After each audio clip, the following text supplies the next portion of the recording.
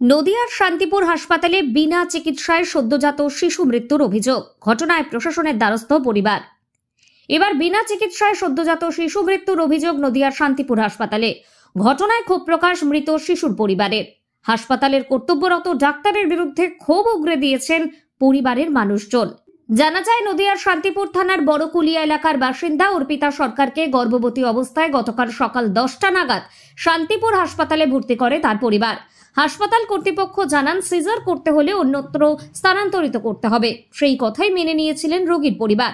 তবে হাসপাতালে কর্তব্যরত চিকিৎসক রাত 8টার সময় প্রথম রোগীকে দেখতে যান। এরপর ডাক্তারবাবু আর সেখানে যায় না।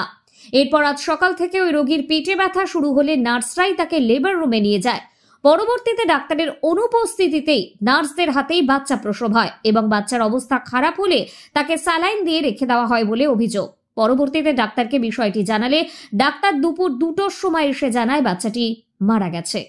এরপরেই ক্ষোভে ফেটে পড়ে রোগীর পরিবার। তারা জানাচ্ছেন, অজ্ঞানের ডাক্তার না থাকার কারণে অন্যত্র স্থানান্তরের কথা বলা হয়েছিল হাসপাতালের তরফে, কিন্তু বাচ্চার অবস্থা খারাপ হওয়া সত্ত্বেও হাসপাতাল কোনো রকম প্রতিক্রিয়া দেয়নি।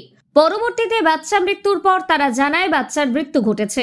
এরপরে কর্তব্যরত চিকিৎসক ডক্টর অমিত বরণ মণ্ডল এবং সবুজ বরণ বিশ্বাস নামে ডাক্তারের নামে শান্তিপুর থানায় লিখিত অভিযোগ দায়ের করবেন বলে জানান মৃত বাচ্চার পরিবারের লোকজন। অপরদিকে মৃত বাচ্চার বাবাও ডাক্তারের বিরুদ্ধে খুব চড়িয়েছেন। ঘটনায় পরিবারের অভিযোগের ভিত্তিতে বাচ্চাটির ময়না তদন্তের জন্য মৃতদেহ রানাঘাট মহকুমা হাসপাতালে নিয়ে যাওয়া হয়েছে। আপনার অভিযোগটা কি হয়েছে? অভিযোগ স্যার, আমাদেরকে এখানে ভর্তি করার পরে বলেছিল যে রাতে ডাক্তার থাকবে না, ট্রান্সফার করতে হবে। তা ওরা ট্রান্সফার করেনি। কি হয়েছিল আপনার স্ত্রীর? প্রেগনেন্ট ছিল। আচ্ছা, বাচ্চা হয়েছে? হ্যাঁ, বাচ্চা হয়েছে। বাচ্চাটা মারা গেছে। কখন মারা গেছে, কিভাবে মারা গেছে আমাদেরকে বলেনি। কি বাচ্চা? ছেলে বাচ্চা হয়েছে। আচ্ছা আচ্ছা, এই যে অজ্ঞানের ডাক্তারের যে বিষয়টা, সেটা দিয়ে কি জানানো হয়েছিল? এখন ডেলিভারি হওয়ার পরে আমাদেরকে বলছে যে অজ্ঞানের ডাক্তার নেই। তখন আগে যদি আমাদেরকে বলতো তখন আমরা ট্রান্সফার করে দিলেও আমরা নিয়ে যেতাম। কবে ভর্তি করিয়েছিল?